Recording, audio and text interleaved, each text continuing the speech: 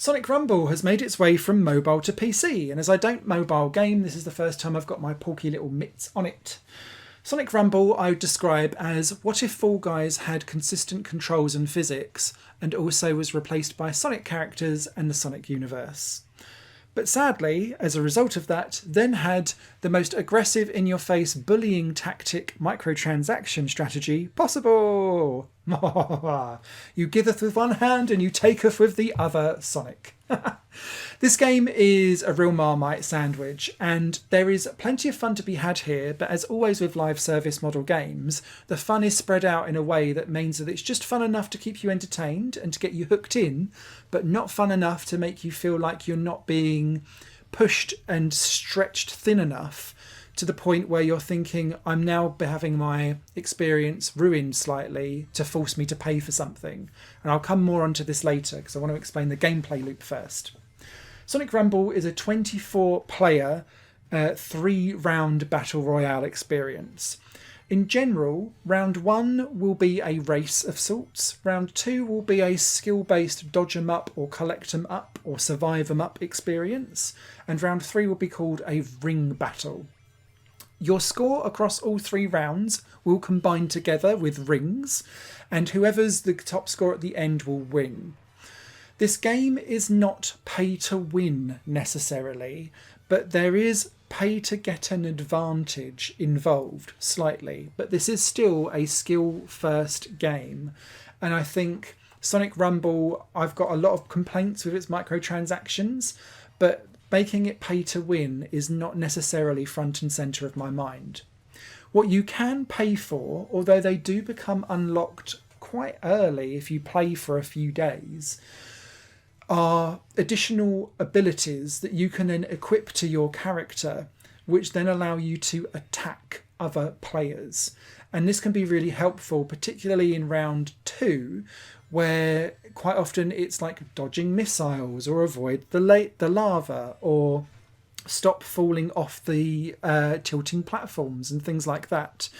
You can be on the edge and then have a player that has paid to level up some of their abilities be able to smash, like stomp from above or slide kick into you, which will then push you off and potentially help you lose a life and kill you off.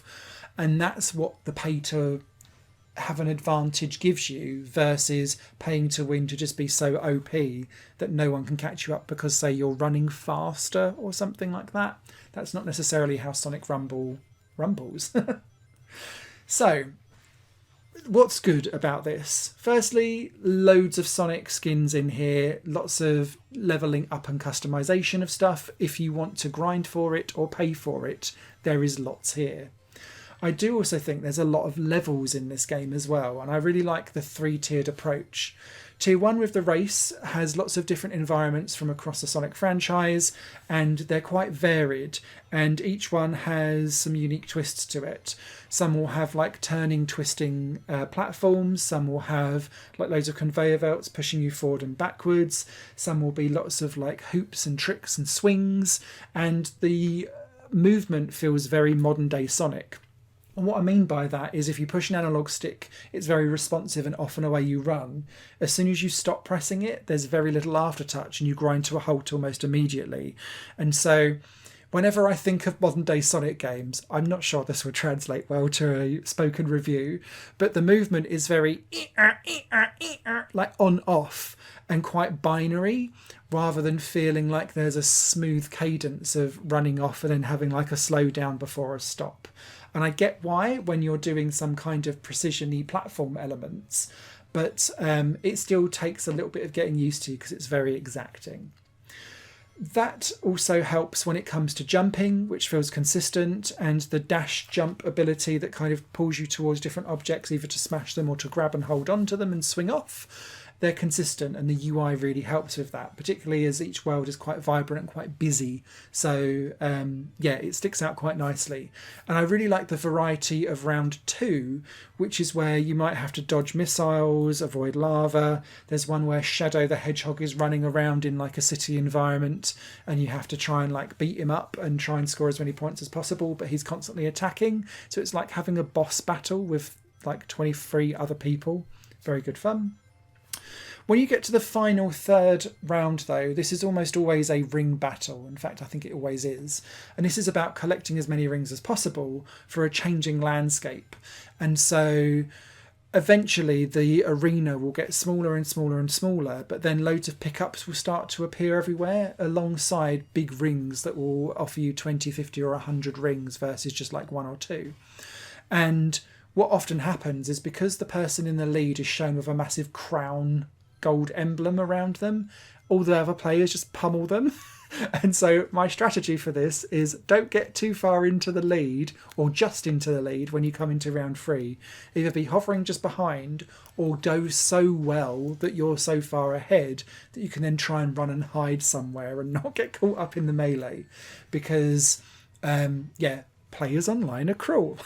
But that's part of the fun of these kind of battle royale experiences. But what I quite like is that rounds 1 and 2 aren't discarded. It's compiling on top of each other so that you have to be good across all 3 disciplines to win the game. And I found that very satisfying when I did win. Once you've then done all of that, along comes the predatory microtransactions. You have an online shop where you get 1 daily free claw grab, which I'm finding then gives you currency towards getting a skin. The daily starter shop has you stuck in unlockables that you can't choose. A lot of that is then paying your in-game currency towards more currency to unlock more things.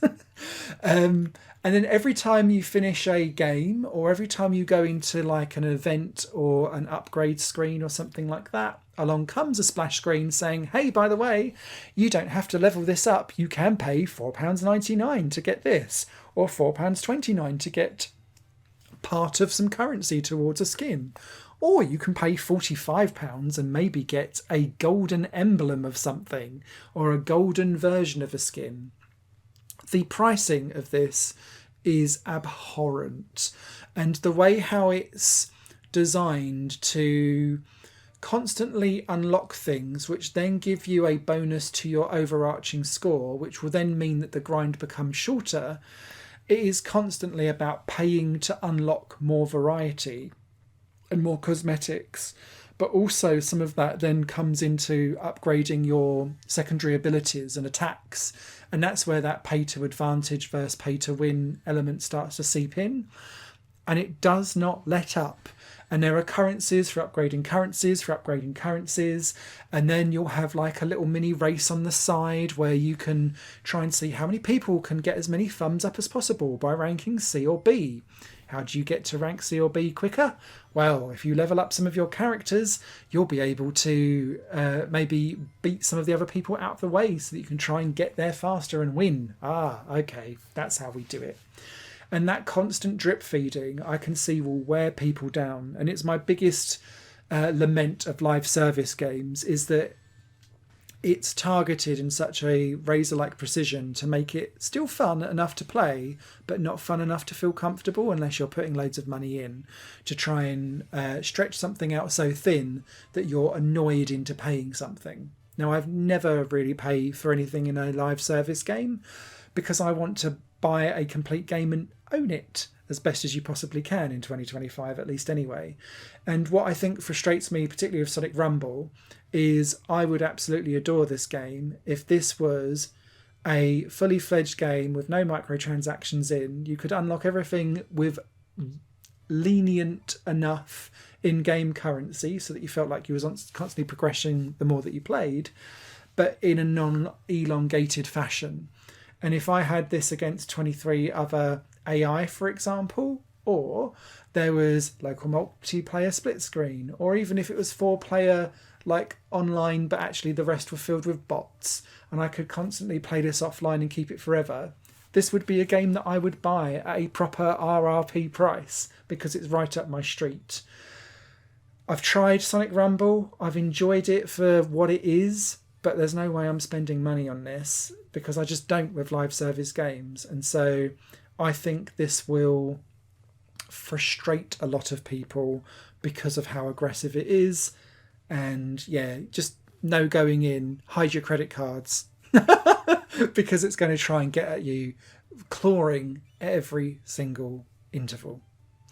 Sonic Rumble is out now.